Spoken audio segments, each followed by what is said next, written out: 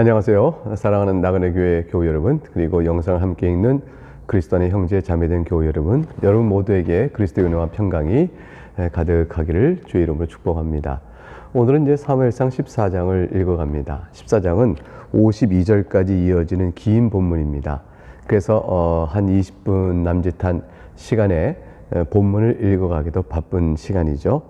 성경을 읽는 일에 중점을 두어서 몇 가지 필요한 내용을 덧붙여 설명하는 것으로 오늘 진행하도록 하겠습니다. 1절을 보겠습니다. 하루는 사울의 아들 요나단이 자기의 무기를 든 소년에게 이르되 우리가 건너편 블레셋 사람들의 부대로 건너가고자 하고 그의 아버지에게는 아뢰지 아니하였더라. 이제 강력한 블레셋의 군대와 맞닥뜨리게 된 이스라엘은 공포심이 가득했습니다. 그런데 요나단이 자기 무기를 든 소년과 더불어서 아버지인 사울에게 말도 하지 않고 기습작전을 피게 됩니다. 결과적으로 이것은 굉장히 큰 성공을 거두게 되는데 아버지에게 아뢰지 아니었다라는 것은 이 싸움의 승리의 그 시작과 또 과정이 사울의 지략에 의한 것도 아니요, 사울의 용기로 인한 것도 아니요, 이 싸움은 사울이 철저하게 배제되고 있는 것임을 암시해주고 있습니다. 2절, 사울이 기브와 변두리 미그론에 있는 성류나무 아래에 머물렀고 함께한 백성은 600명 가량이며 3절, 아히야는 에봇을 입고 거기 있었으니 그는 이가봇의 형제 아히두베의 아들이요 비느하스의 손자요 실로에서 여호와의 제사장이 되었던 엘리의 증손이었더라. 백성은 요나단이 간 줄을 알지 못하니라. 백성들도 알지 못하게 기습작전을 폈습니다. 4절, 요나단이 블레셋 사람들에게로 건너가려 하는 어기 사이 이쪽에는 험한 바위가 있고 저쪽에도 험한 바위가 있는데 하나의 이름은 보세스요 하나의 이름은 센드라. 자세하게 지형을 설명하고 있죠. 6절, 한 바위는 북쪽에서 믹마스 앞에 일어섰고 하나는 남쪽에서 게바 앞에 일어섰더라. 6절, 이제 중요한 내용은 6절에 있습니다. 요나단이 자기의 무기를 든 소년에게 이르되 우리가 이 할례 받지 않은 자들에게로 건너가자. 여호와께서 우리를 위하여 일하실까 하노라. 여호와의 구원은 사람이 많고 적음에 달리지 아니하였느니라. 명문이 이어서 고백되어지고 있습니다.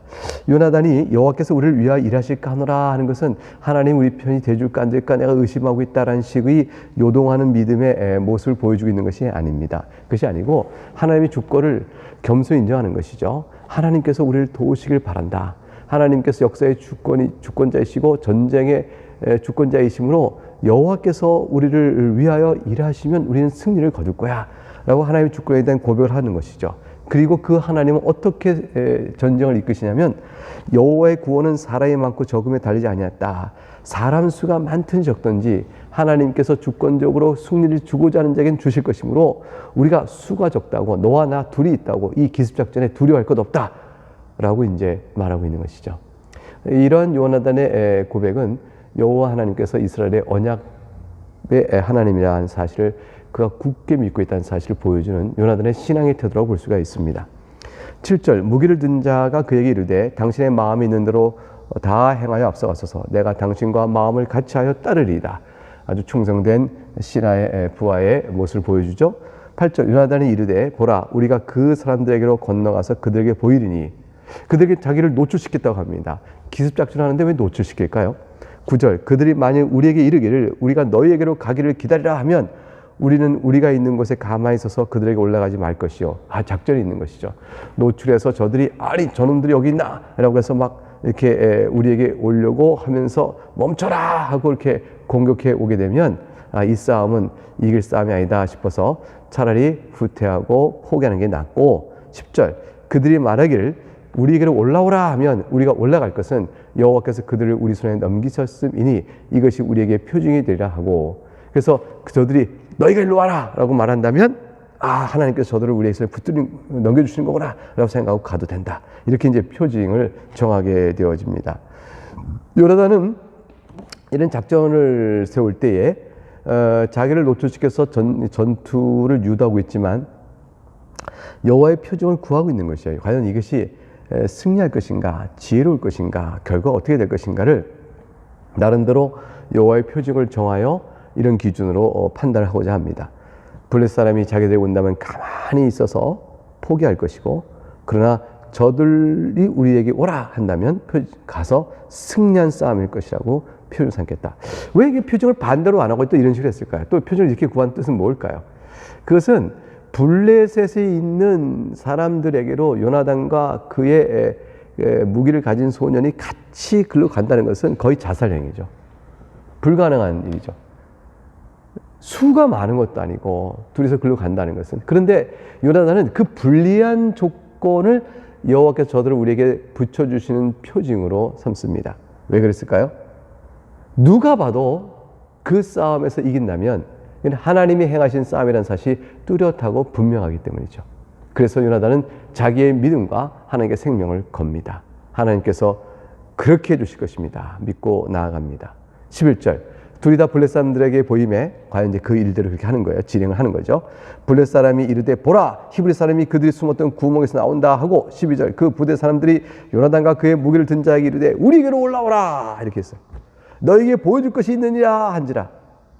요나단이 자기 무기를 든 자에게 이르되 나를 따라오라 올라오라 여호와께서 그들을 우리 이스라엘 손에 넘기신 것이라. 여기서 중요한 것은 여호와께서 저들을 내 손에 넘겼다, 요나단 손에 넘겼다 이렇게 하지 않습니다. 자기를 높이지 않고 하나님께서 자기 백성 이스라엘에게 넘기셨다 하여 이스라엘을 보호할 수 이끄시는 하나님의 왕 되심을 선언하고 있어요. 이게 요나단의 신앙이죠. 13절 요나단이 손발로 기어 올라갔고 자 어떻게 됐을까요? 손발로 기어 올라갔습니다. 그 무기를 든 자도 따랐습니다. 그런데 블레셋 사람들이 요나단 앞에서 엎드러집니다. 그리고 무기를 든 자가 따라가며 죽였습니다. 여러분 요나단이 저들에게 올라가서 여호와께서 저들을 우리 손에 붙이셨다고 하고 올라갔는데 실제 싸우기 전에 저들이 막 죽고 갑니다.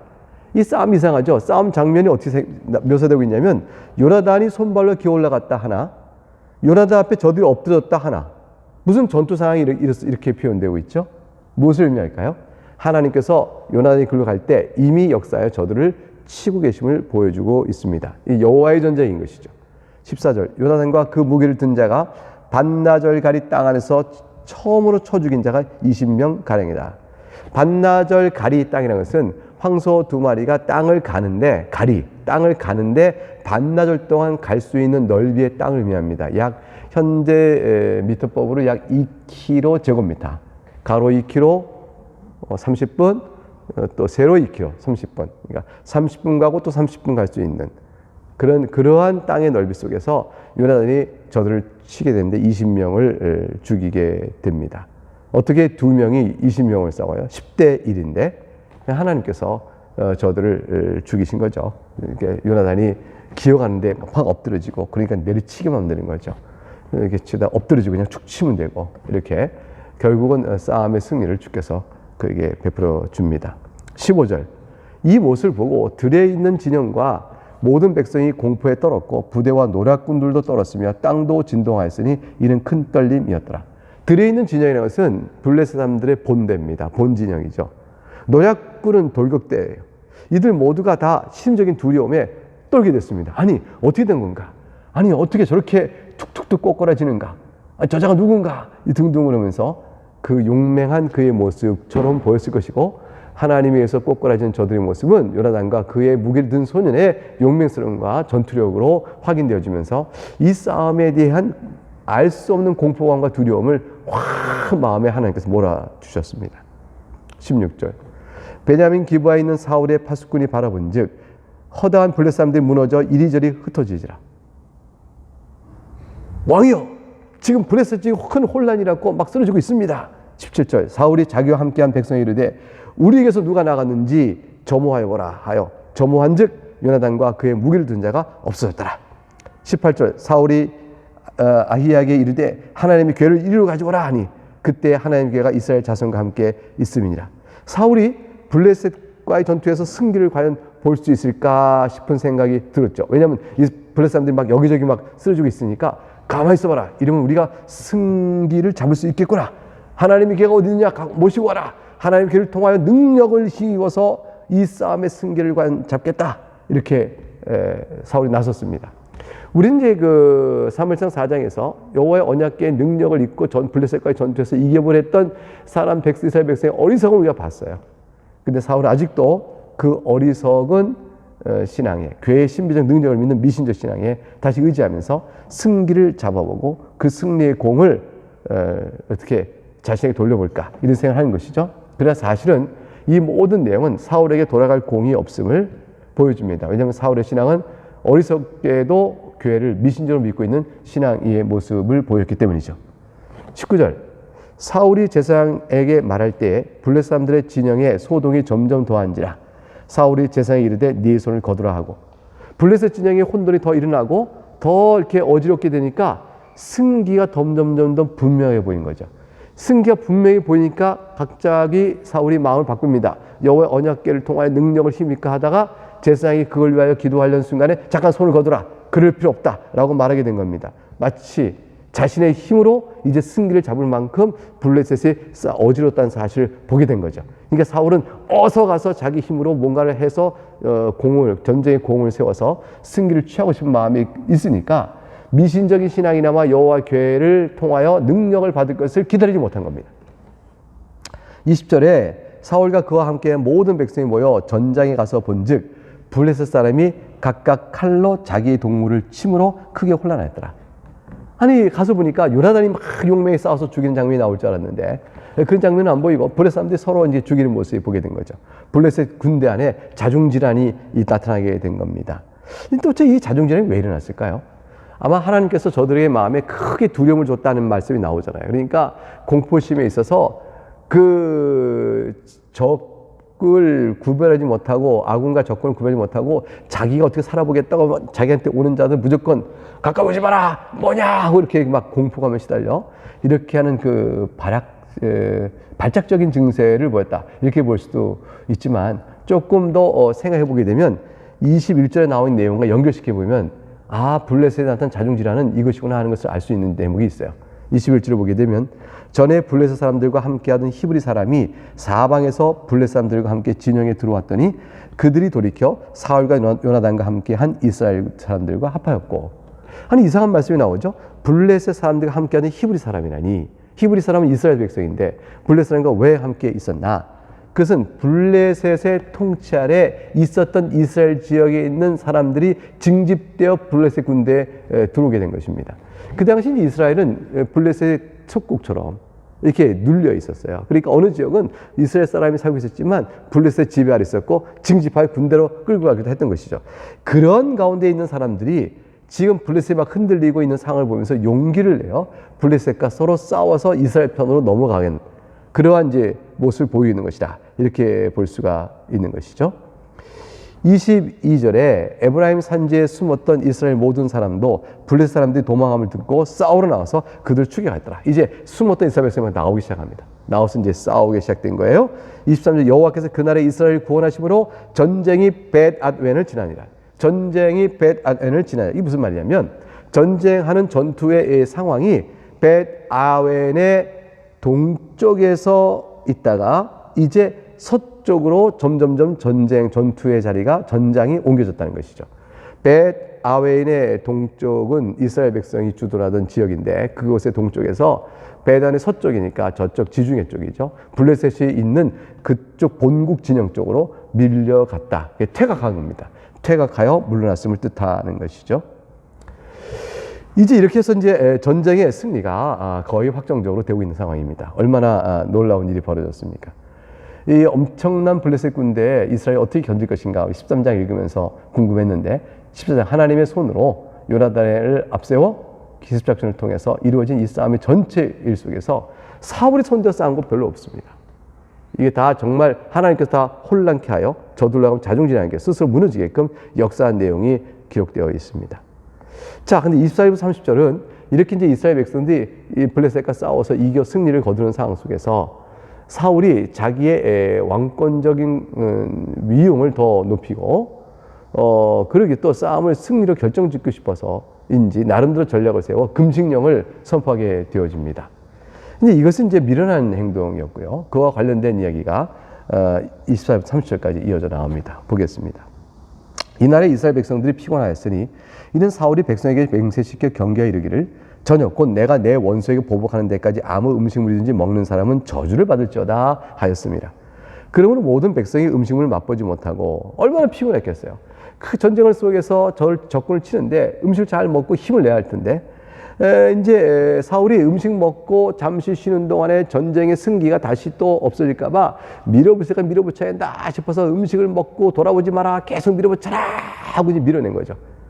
이게 하나의 그 전략적으로 승리를 중추하기 위한 내몸이었는데, 그러나 이런 내모는 일이 너무 백성을 피곤하게 만든 것이죠.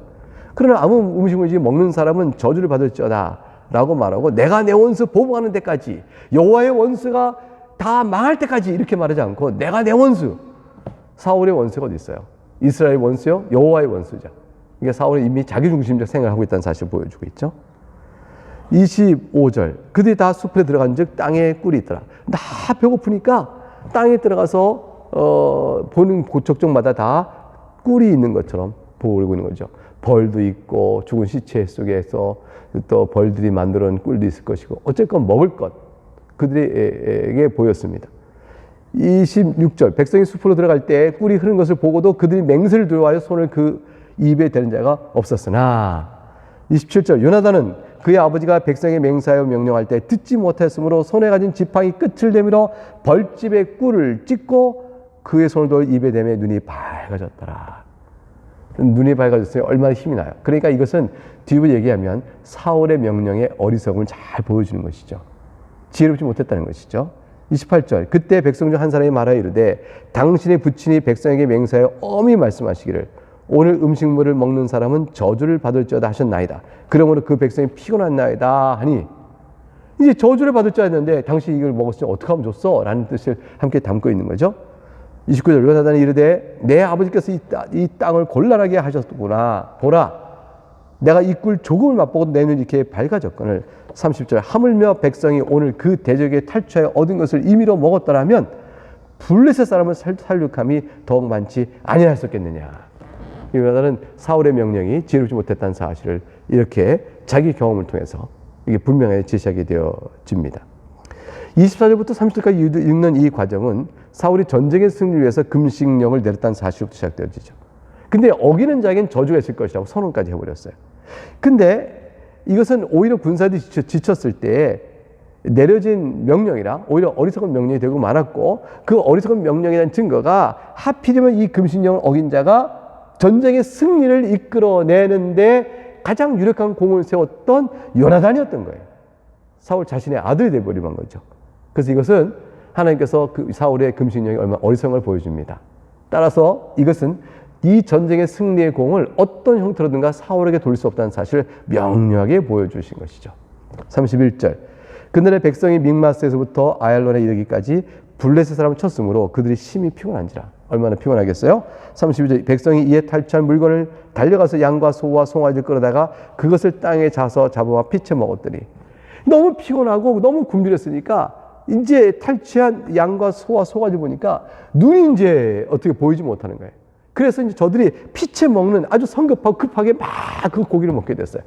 근데 하나님은 율법에 피쳐 먹지 말라고 그랬더니요, 피는 생명이라 그랬어요. 생명의 피에 있으면 너희는 피치 먹지 말라 하셨어요. 그런데 그런 금식 명령에도 불구하고, 그 먹지 말라는 율법의 명령에도 불구하고 저들이 그 율법의 명령을 기억하고 지킬 만한 여유를 갖지 못했습니다. 이게 다 무엇 때문일까요?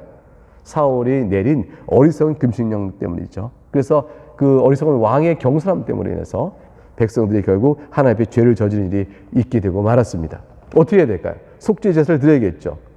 33절, 무리가 사울에게 전하여 이르되 보소서, 백성이 고기를 핏째 먹어 여호와께 범죄한나이다. 사울이 이르되 너희가 믿음 없이 행하였도다. 이제 큰 돌을 내게로 굴러 오라 하고, 사울은 백성의 허물을 탓했습니다. 그러나 그 백성의 허물을 범하게끔 만들었던 배경이요 상황은 자신의 미련함이요 자신의 어리석음 때문이니까 자기가 과오를 하나님 앞에 회개하고 내가 부족하여 이렇게 됐습니다라고 하나님 저를 용서하옵소서라고 기도하는 내용이 있어야 되는데, 사울은 자기 잘못을 돌아보지 않습니다. 교만한 모습이죠. 34절, 또 사울이 이르되 너희는 백성 중에 흩어져 다니며 그들에게 이르기를 사람은 각기 소와 양을 이리로 끌어다가 여기서 잡아먹되 핏째로 먹어 여호와께 범죄하지 말라 하라 하매 그 밤에 모든 백성이 각각 자기의 소를 끌어다가 거기서 잡으니라. 35절, 사울이 여호와를 위하여 제단을 쌓았으니 이는 그가 여호와를 위하여 처음 쌓은 제단이었더라. 사울은 이제 백성의 죄를 속죄하는 제사와 전쟁의 승리를 감사하는 제사를 이제 드리고자 했던 겁니다. 사울이 처음 쌓은 제단이었다. 이런 말은 실제로 처음 제단을 올리게 됐다는 어떤 사실만을 말한 게 아니고 하나님의 은혜가 그토록 사울에게 많이 임하였으나 그가 그 은혜를 감사하는 행위는 이게 처음이었다는 식의 암시가 있죠. 사울의 본질이 승리를 하나님께 주셔도 하나님께 감사하는 하나님께 합당한 왕으로서의 충성된 모습을 보이기보다는 자기를 높이는 이방인적 왕의 태도를 마음속에 갖추고 있었다는 사실이 이렇게 암시되고 있는 것이라 볼 수가 있습니다. 36절 사울이 이르되 우리가 밤에 블레셋 사람들을 추격하여 동틀 때까지 그들 중에서 탈취하고 한 사람도 남기지 말자. 무리가 이르되 왕의 생각이 좋은 대로 하소서 할 때에 제사장이 이르되 이리로 와서 하나님께 나아가사이다 하매 사울이 하나님께 묻자오되 내가 블레셋 사람들을 추격하리이까 주께서 그들을 이스라엘 손에 넘기시겠나이까 하되 그날에 대답하지 아니하시니라. 하나님께서 그날에 답을 안 주셨습니다. 자, 그러면 이 상황이 우리 가운데 누가 죄가 있어서 하나님께서 우리에게 응답하지 않는 것이라 하고 사울은 판단하고 그 죄가 누구에게 있고 어떤 죄가 있는지 알아보자 라고 38절부터 그 죄 있는 자를 찾기 시작합니다. 사울이 이르되 너희 군대 지휘관들아 다 이르오라. 오늘 이 죄가 누구에 있는지 알아보자. 39절 이스라엘 구원하신 여호와께서 살아계심을 두고 맹세하노니 내 아들 요나단에게 있다 할지라도 반드시 죽으리라 하되 모든 백성 중 한 사람도 대답하지 아니하며 하필이면 요나단에게 있다 할지 내가 용서하지 않겠다고 말함으로 인해서 더욱더 어려운 형편으로 상황이 꼬여가게 됩니다. 40절 이에 그가 온 이스라엘에게 이르되 너희는 저쪽에 있으라 나와 내 아들 요나단은 이쪽에 있으라 하며 백성이 사울에게 말하되 왕의 생각이 좋은 대로 하소서 하니라. 41절 이에 사울이 이스라엘 하나님 여호와께 아뢰되 원하건대 실상을 보이소서 하였더니 요나단과 사울이 뽑히고 백성은 면하게 되어졌습니다. 깜짝 놀랐겠죠. 아니 나는 아닌데 그럼 너란 말이냐 이렇게 되겠죠. 42절 사울이 이르되 나와 내 아들 요나단 사이에 뽑으라 하였더니 요나단이 뽑히니라. 얼마나 속상해요. 사랑하는 아들이 이렇게 되었으니까 사울은 하나님 제가 잘못했습니다. 저희 성급하고 어리석은 금신력 때문에 이런 일이 벌어졌습니다. 라고 또 그의 죄를 범하여 이렇게 되었습니다고 고백하고 회개하면 되는 것인데 사울이 어떻게 하나 보시죠. 43절 사울이 요나단에게 이르되 네가 행한 것을 내게 말하라. 요나단이 말하 이르되 내가 다만 내 손에 가진 지팡이 끝으로 꿀을 조금 맛보았을 뿐이나 내가 죽을 수밖에 없나이다. 사울이 이르되 요나단아 네가 반드시 죽으리라. 그렇지 않으면 하나님이 내게 벌을 내리시고 또 내리실 원하노라 하니 자신이 하나님께 소원했으니 네가 죽어야겠다. 아니면 하나님께 나를 죽이실 것이라 했어요.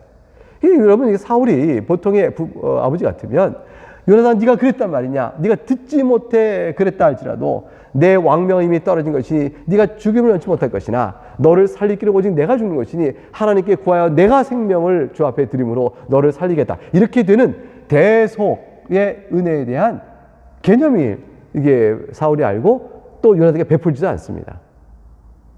그러니까 속죄의 제사는 알지만 대리 속죄의 은혜까지 깨닫는 데까지 못 나간 거죠. 그러나 이제 어떻게 해서 요나단의 생명을 건지게 될까요? 45절 보니까 백성이 살려줍니다. 백성이 사울에게 말하되 이스라엘이 이 큰 구원을 이룬 요나단이 죽겠나이까? 결탄코 그렇지 아니하리다. 여호와의 살아계심을 두고 맹세하옵나니 그의 머리털 하나도 땅에 떨어지지 아니할 것은 그가 오늘 하나님과 동역하였음이니이다 하여 백성이 요나단을 구원하여 죽지 않게 하니라. 결국 하나님께서는 백성을 통하여 요나단을 구하시는 일을 행하셨습니다. 참 크신 하나님의 일에 그 섬세한 자비로움이 여기 나타나고 있죠. 사실 뭐 꼼짝없이 요나단이 죽을 수밖에 없는 게 있잖아요. 외통수로 몰린 것 같은데 거기에 이 백성들이 일어나 요나단의 생명을 가리워주고 구했습니다. 46절 사울이 블레셋 사람들을 추격하기를 그치고 올라가매 블레셋 사람들이 자기 곳으로 돌아가니라. 47절 사울이 이스라엘 왕위에 오른 후에 사방에 있는 모든 대적 곧 모압과 암몬 자손과 에돔과 소바의 왕들과 블레셋 사람을 쳤는데 향하는 곳마다 이겼다. 하나님께서 얼마나 큰 은혜를 사울을 통하여 내리셨습니까? 48절 용감하게 아벤의 사람을 치고 이스라엘을 그 약탈한 자들의 손에서 건졌더라. 하나님께서 이스라엘의 보호를 위하여 왕으로 세운 사울을 통하여 이루신 일이 너무나 많아요. 그러니까 이걸 보면 왕정을 세우길 잘했죠? 그렇게 막 사람들이 좋아할 것 같아요. 그런데 사울 자신이 하나님 앞에서 어떻게 이 모든 승리의 은혜를 맛보고도 타락해 가는지 그런 내용이 15장에서 잘 나오게 되어집니다. 그러니까 14장은 15장의 사울의 죄악상을 비춰주는 배경 같은 역할을 또 하게 되겠죠. 49절 사울의 아들은 요나단과 이스위와 말기수하여 그의 두 딸의 이름은 이루하니 맏딸의 이름은 메라비요 작은 딸의 이름은 미갈이며 50절 사울의 아내의 이름은 아히노아미니 아히마야스의 딸이요 그의 군사령관의 이름은 아브넬이니 사울의 숙부 넬의 아들이며 51절 사울의 아버지는 기스요 아브넬의 아버지는 넬이니 아비엘의 아들이었더라. 52절 사울이 사는 날 동안에 블레셋 사람과 큰 싸움이 있었으므로 사울이 힘센 사람이나 용감한 사람을 보면 그들을 불러 모았더라. 사울은 여호와의 구원이 사람이 많고 적음에 달리지 않았다는 진리의 상태를 좀 잘못 이해하거나 모르고 있던 것이 틀림없습니다. 깨닫지 못하고 있었던 것이죠. 사울의 영적 상태가 요나단의 영적 상태와 다르다는 사실을 보여주고 있는 것이죠. 블레셋과의 전투가 요나단이 말한 대로 하나님이 도우시는 가운데 승리가 있다는 사실을 잘 보여주고 있었지만 사울은 마음이 완악한 이방인들과 같이 군대 조직, 외형적 조직에 그걸 의지하고 사람들을 더욱더 계속 불러 모으는 또 세워가는 그런 일들에 더 관심을 두고 있었습니다. 성공의 배면에 역사하시는 하나님을 보아야 합니다. 사울은 자신의 역사의 승리가 결국 이방인처럼 군대 조직을 정비하는 데 있다고 생각하고 그것을 사람을 부지런히 계속 모았지만 그러나 정작 사울이 알아야 할 것은 하나님 앞에 엎드려 용서받고 하나님의 세우신 왕으로 하나님의 자녀로 살아가는 은혜의 길을 걷는 것이 그에게 더 필요했던 것입니다. 근데 성경은 사울에 관한 영적 개인적 경건에 관한 이야기를 한 말씀 남기지 않습니다. 사울이 하나님의 뜻에서 벗어난 자임을 보여주고 있는 것이죠. 네, 이 말씀으로 우리의 신앙을 돌아보고 더욱더 우리가 잘 될 때라도 그 배면에 역사하시는 하나님의 손길을 보고 감사할 줄 알고 어려울 때라도 그때라도 함께 하시는 하나님을 바라보며 감사 찬송 돌리는 우리가 모두 되어야겠습니다. 네, 이 말씀 오늘 여기까지입니다. 감사합니다.